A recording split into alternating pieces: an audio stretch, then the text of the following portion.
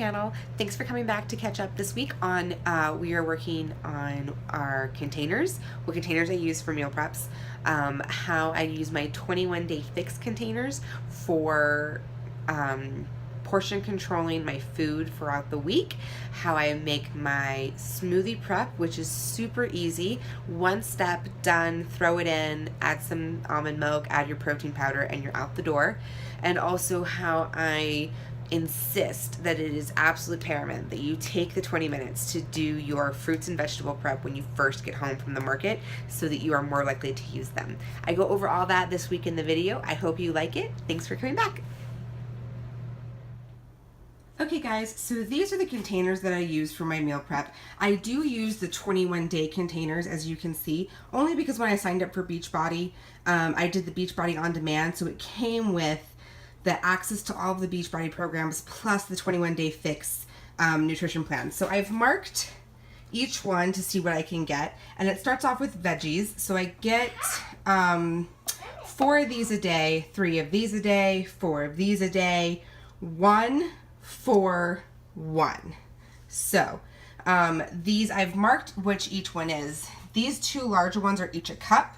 My protein is 3/4 of a cup, 1/3 of a cup, 2 tablespoons, and 1/2 of a cup. This is what you should be using if you're going to be doing dressing or if you're going to be doing peanut butter. It's a good little reference size because I know me especially, I over portion peanut butter at big time because I think, oh, a spoon, it's not that bad, but actually this is what it's supposed to be. So all those are what I get. If you don't do the 21-day fix, this is a really good reference to see how much you should be having of each serving size with each meals. So those are my 21-day prep cups. This is the scale that I got. I got this off of Amazon. I think it was only like $10 or $12. It wasn't that bad at all. And it's super easy. You can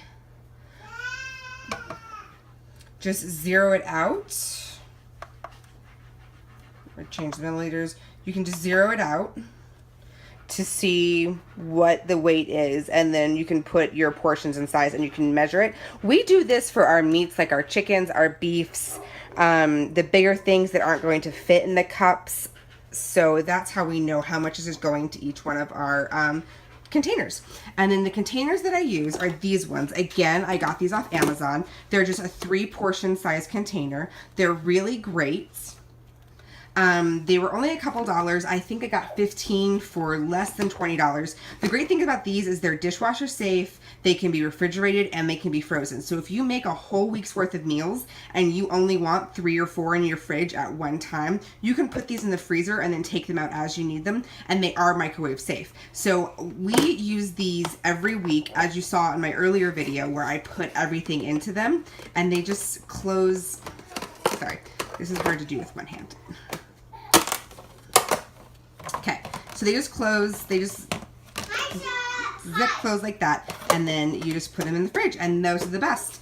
This is, I also use my measuring cup scoopers for when I'm doing vegetables to go in here, or rice, or I want to know precisely how much I'm getting. I always shoot, this is what I do. So if I'm doing a green or a vegetable, I want to have 1 full serving of vegetables in my containers, and then for rice, I want to have 1/2 cup of rice, and then I want to have 3/4 cup of protein, or about 6 ounces of protein. That's what I shoot for every time, and I find that to be the most beneficial. You can break it down by calorie count if that's what you do, but I go by this, and if I stick within this system and my chart that I showed you guys before, I'm always super able to stay within my 1,600 to 1,900 calories without a problem.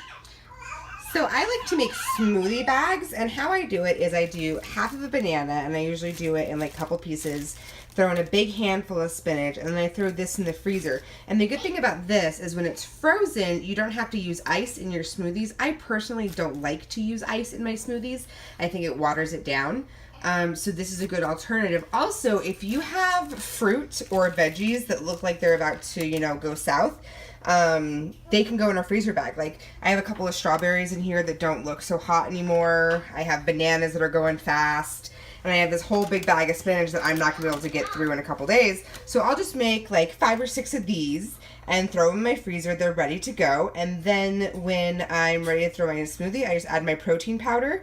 And then I'll do this and about 8 ounces of unsweetened vanilla almond milk, and you got your smoothie. You're good. So it's been my experience that if you take 20 minutes when you first get home with your produce and you chop up your vegetables and you chop up your fruit and you put it in baggies and you prep it for how you're going to use it, you're more likely to use it and less likely to waste and throw away. So what I like to do is I like to chop up my berries as soon as I get them home, wash them, chop them up. My kids burn through fruit, I think, really fast, as much as any other kid does. So if it's prepped and ready to go, I can just put it on the breakfast table first thing in the morning, and then they can just go at it. Or if they want like an afternoon snack, I can just put out a bowl of fruit and they're gonna go for it versus me having to get up, wash, chop, and prep stuff for them. So that's personally how I like to do my fruit and prep that for my meal week, as well as my fruits and vegetables.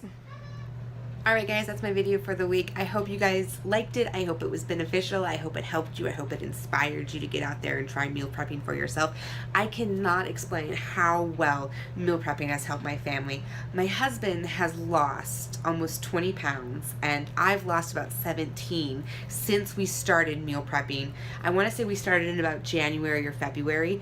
And it also, on top of that, it helps just to keep life's craziness at bay. If I only have to cook 1 day a week and do all of our meals for the week, I can devote more time to my kids and my house and my sanity and all of those things. And also, I only have to make 2 or 3 meals and we just repeat them.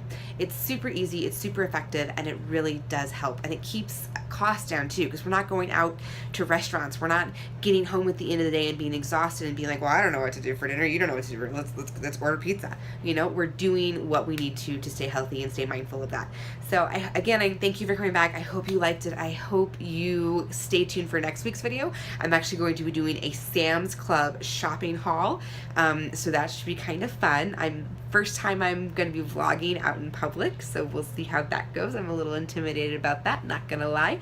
Also, if you like this video, make sure to hit the like button, and if you're new, make sure you hit the subscribe button and leave a comment about what you want to see. I have a lot of ideas, but I also want to hear from you. Have a great weekend, guys.